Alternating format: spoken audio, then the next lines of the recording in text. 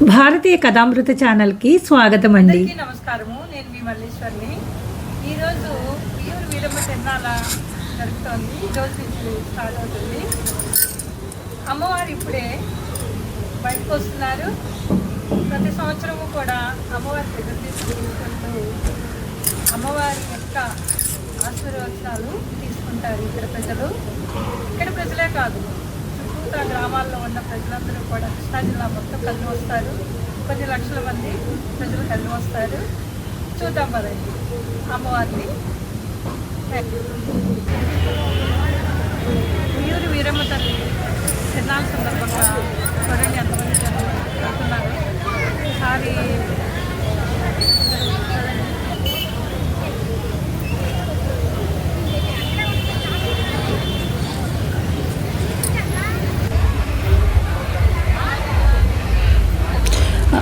Friends, ఈ తిరునాళ మా ఉయ్యూరులోనే జరుగుతుందండి. ఉయ్యూరు వీరమ్మ తిరునాళ. ఇది ప్రతి సంవత్సరము మాఘమాసంలో భీష్మ ఏకాదశి రోజున మొదలై 15 రోజుల పాటు అంగరంగ వైభవంగా తిరునాళ జరుగుతుంది. ముఖ్యంగా ఈ తిరునాళ శక్తి ఆధ్యాత్మిక ఉత్సవంగా నిర్వహిస్తారండి. 15 రోజుల పాటు కోలాహలంగా గొప్ప జాతరగా భక్తులు పెద్ద ఎత్తున నిర్వహిస్తారు. 11వ రోజున సిడిబండి అనే ప్రత్యేకమైన వేడుక జరుగుతుంది. ఒక ఎత్తైన గిలక మీద ఉన్న బండిపై భక్తులు అరటిపళ్ళు విసిరి మొక్కులు తీర్చుకుంటారు. తర్వాత అసలు చూడండి, అసలు ఎంత కోలాహలంగా ఉందో. అసలు కొన్ని లక్షల మంది ప్రజలు వస్తారు. వారం రోజుల ముందు నుంచే అన్ని ఏర్పాట్లు జరుగుతున్నాయండి ఇక్కడ. అందరూ పుట్టింటికి వచ్చి ఒక పండుగ వాతావరణం అండి. ఇది 15 రోజులు పండుగ వాతావరణమే ఉంటుంది. చాలామంది సొంత ఊరులాగా తమ పుట్టింటికి వచ్చి అమ్మవారిని తప్పకుండా దర్శిస్తారు. ఇక్కడ మనం వీరమ్మ తల్లి గొప్ప చరిత్ర ఉన్న అమ్మ అన్నమాట. చాలా సంవత్సరాలు సుమారు 200 సంవత్సరాల చరిత్ర ఉన్న అమ్మ. ఈవిడ గురించి మనం కొద్దిగా తెలుసుకుందాము. వీరమ్మ తల్లి అసలు పేరు శివమ్మ. ఆమె పశ్చిమ గోదావరి జిల్లా పెదకడియం గ్రామంలో జన్మించారు. 8 ఏళ్ల వయసులో ఉయ్యూరు చెందిన చింతయ్య ఆమెను వివాహం చేసుకున్నారు. స్థానిక కారణమైన సుబ్బయ్య అనే వ్యక్తి కుట్ర వల్ల ఆమె భర్త చింతయ్య మరణించారు. ఆ వీరమ్మ సతీ సహగమనము చేసింది. తన భర్తని చంపిన వారిని శపించి అగ్నిలో ఆహుతి అయిపోయింది. ఆమెను స్థానిక ప్రజలు దైవంగా కొలుస్తారు. ఉయ్యూరు జమీందారు ఆమెకు గొప్ప ఆలయం కట్టించారు ఈ ఊరిలో. చూడండి అసలు తిరునాళ ఎంత బాగా జరుగుతుందో. అంతా లైట్స్, ఫోకస్ లైట్లు పెట్టారు.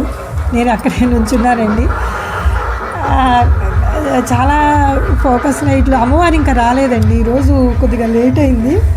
అమ్మవారు వస్తారని ఎదురు దీపాలతో ఎదురు చూస్తున్నాం అందరం. ఉత్సవం మొదటి రోజున రాత్రి మెట్టినింటి నుండి బయలుదేరినప్పుడు వేలాది మంది భక్తులు ఎదురు దీపాలు తీసుకొని ఆవిడకి హారతలు ఇస్తారన్నమాట. కొంతమంది భక్తులు మొక్కులు ఉంటాయన్నమాట. మొక్కులు ఏంటంటే ఆవిడ మొత్తం ప్రతి వీధికి ఆవిడ వెళ్తారు.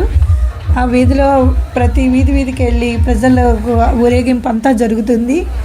అప్పుడు ప్రజలందరూ చుట్టూ దీపాలని చెప్పి వేలాది మంది ఆవిడ పల్లకి వెనకాలే వెళ్ళి తెల్లవార్లు మళ్ళీ మరుసటి రోజు 10 గంటల దాకా గ్రామంలో మొత్తం తిరుగుతూనే ఉంటారండి. చాలా నాకు ఆనందం అనిపించింది. నేను ఇప్పటికీ 4-5 సంవత్సరాల బట్టి ఆవిడకి తిరుగుదీపం ఇస్తున్నాను. తిరుగుదీపంతో హారతిస్తున్నాను. ఇంకొక విశేషం ఏంటంటే ఇక్కడ అన్నీ పెడతారు. అన్నీ షాపులు, అంగళ్ళు అన్నీ చక్కగా చేస్తారు. పొంగళ్ళు చేస్తారండి. అమ్మవారికి పొంగళ్ళు చేసి గాజుల మలారాలు ఇక్కడ షాపులు ఉంటాయి. అమ్మవారి గుడి దగ్గర చాలా కోలాహలంగా ఉంటుంది. మొక్కులు బాగా గండదీపం పట్టుకుని గుడి చుట్టూతో 3 ప్రదర్శనలు చేస్తారు. వీధిలో చూడండి అమ్మవారు చక్కగా ఊరేగింపుగా వస్తే ఆ వీధిలో ఉన్న ప్రజలందరూ దీపాలు పట్టుకుని ఆవిడికి హారతులు ఇస్తూ పూలు చల్లుతూ అందరూ తమ సంతోషాన్ని వ్యక్తం చేస్తున్నారు.